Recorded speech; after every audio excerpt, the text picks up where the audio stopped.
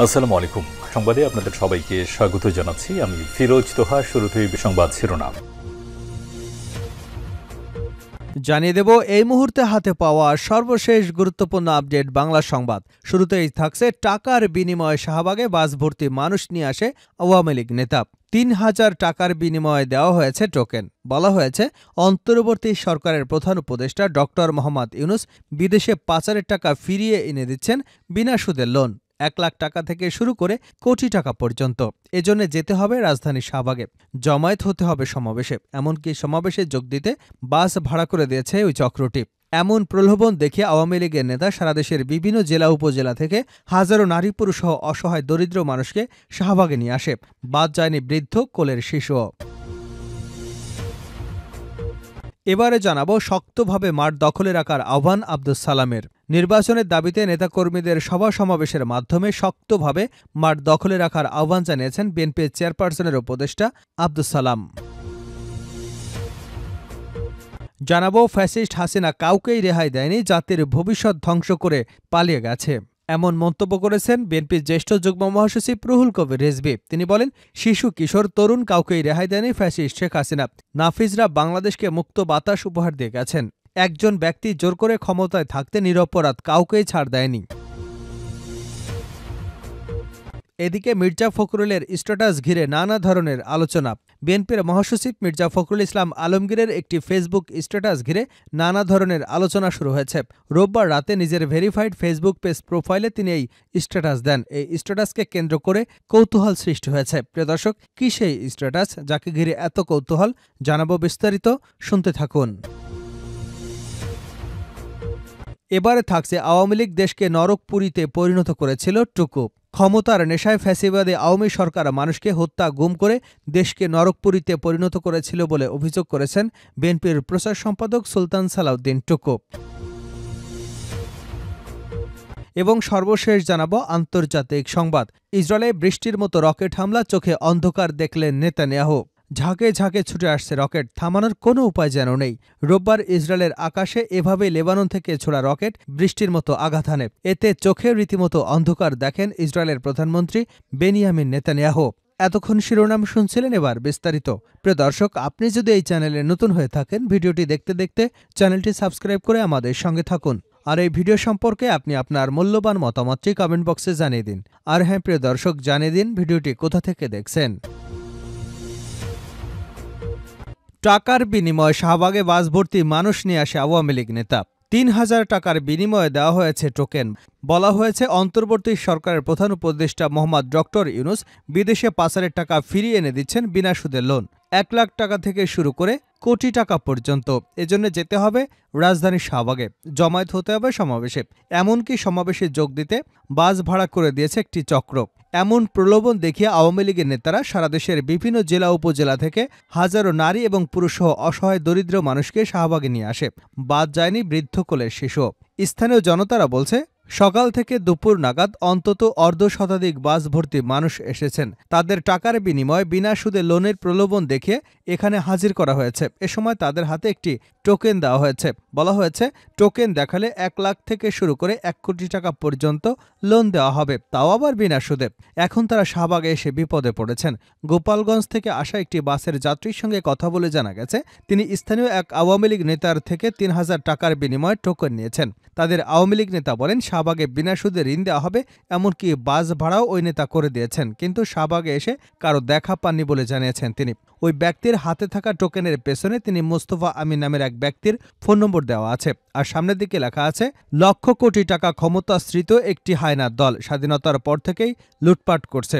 লুণ্ঠিত অর্থ উদ্ধার করব, বিনা সুদে পুঁজি দিব। কৃষক, শ্রমিক, হকার, বেকার তথা সকল জনগণ থেকে ভ্যাট ট্যাক্স হিসেবে আদায় করা অবৈধ অর্থ উদ্ধার এবং গণমুখী বিনিয়োগ। জাতীয় সংস্থার শিরোনামে দুর্নীতি বিরোধী বিশেষ আইন প্রণয়নের দাবিতে সোমবার সকাল ১০টায় ঢাকার শাহবাগ মোড়ে অবস্থান কর্মসূচি পালন করা হবে।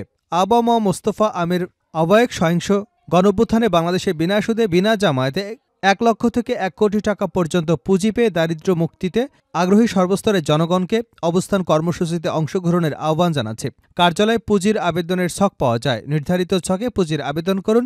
অসহিষ্ণু অভ্যুত্থান বাংলাদেশ। টোকেনে থাকা নম্বরে কল দিলে অহিংস অভ্যুত্থান বাংলাদেশের আহ্বায়ক পরিচয় দেওয়া আবম মোস্তফা আমিন কালবেলাকে বলেন তাদের কর্মসূচি স্থগিত করা হয়েছে। এ বিষয়ে জানতে শাহবাগ থানার ভারপ্রাপ্ত কর্মকর্তা বলেন, শাহবাগ থেকে সন্দেহজনকভাবে কয়েকজনকে জিজ্ঞাসাবাদের জন্য থানায় নেওয়া হয়েছে। জিজ্ঞাসাবাদ শেষে যাচাই বাছাই করে তাদের বিস্তারিত জানানো যাবে। শক্তভাবে মাঠ দখলে রাখার আহ্বান আব্দুস সালামের।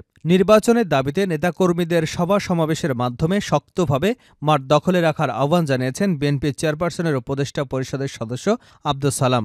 রাজশাহীর পদ্মা কনভেনশন সেন্টারে নাটোর জেলা বিএনপি নেতাকর্মীদের নিয়ে অনুষ্ঠিত এক সাংগঠনিক সভায় তিনি এমন আহ্বান জানান। রাজশাহী বিভাগ বিএনপির উদ্যোগে এ সভা হয়। নেতাকর্মীদের উদ্দেশ্যে আব্দুস সালাম বলেন, আমরা নির্বাচন চাই, নির্বাচন না হলে চোখ বুজে চিন্তা করেন কি হতে পারে। এজন্য আমাদের সভা সমাবেশ সহ বিভিন্ন কর্মসূচির মাধ্যমে শক্তভাবে মাঠে থাকতে হবে।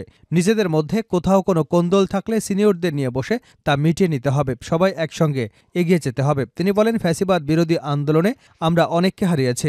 আমরা আর পূর্বের অবস্থায় ফিরে যেতে চাই না, কিন্তু আমরা যদি ভুল করি এর চেয়ে বিপর্যয়কর অবস্থা হতে পারে।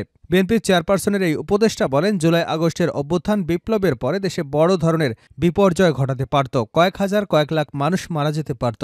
আওয়ামী লীগের শাসনামলে যেটা ঘটেছিল, কিন্তু বিএনপির ভারপ্রাপ্ত চেয়ারম্যান তারেক রহমানের দৃঢ় নেতৃত্বের কারণে সেটা হয়নি। আওয়ামী লীগের অপকর্মের জন্য যে পরিমাণ লোক মারা যাবার শঙ্কা ছিল, সেই হিসেবে তাদের কিছুই হয়নি।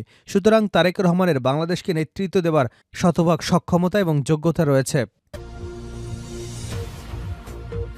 ফ্যাসিস্ট হাসিনা কাউকেই রেহাই দেয়নি, জাতির ভবিষ্যৎ ধ্বংস করে পালিয়ে গেছে রিজভী।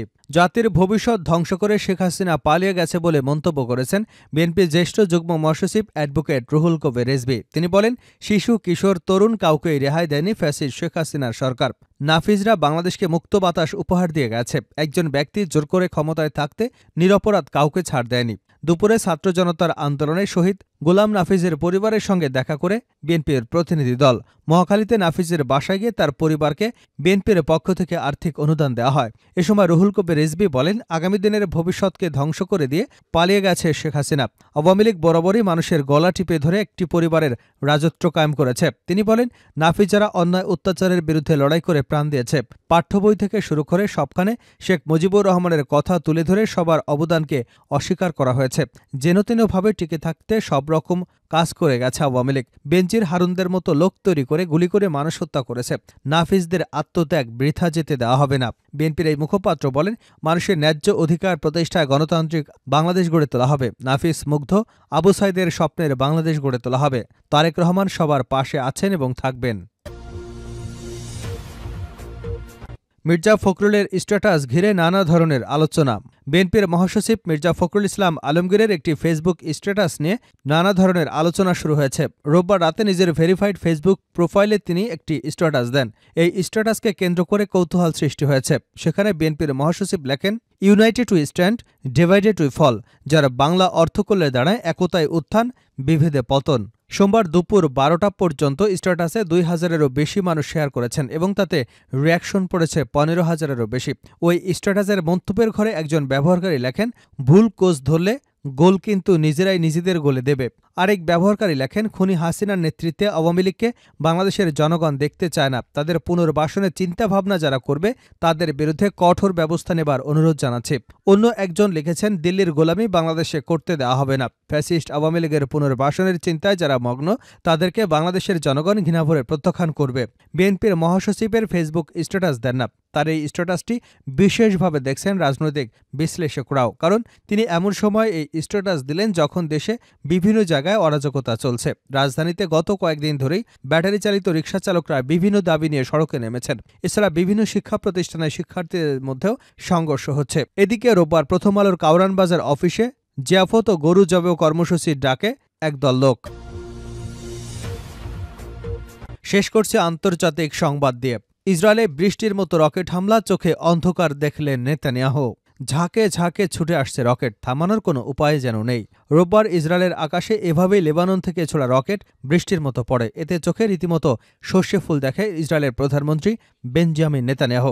এত রকেট ছোড়ায় দেশহারা হয়ে পড়ে ইসরায়েলের আকাশ প্রতিরক্ষা ব্যবস্থা। দেশটির সেনাবাহিনী জানিয়েছে সকাল সকাল প্রায় ৩০টি রকেট এবং ড্রোন দিয়ে হামলা চালানো হয়।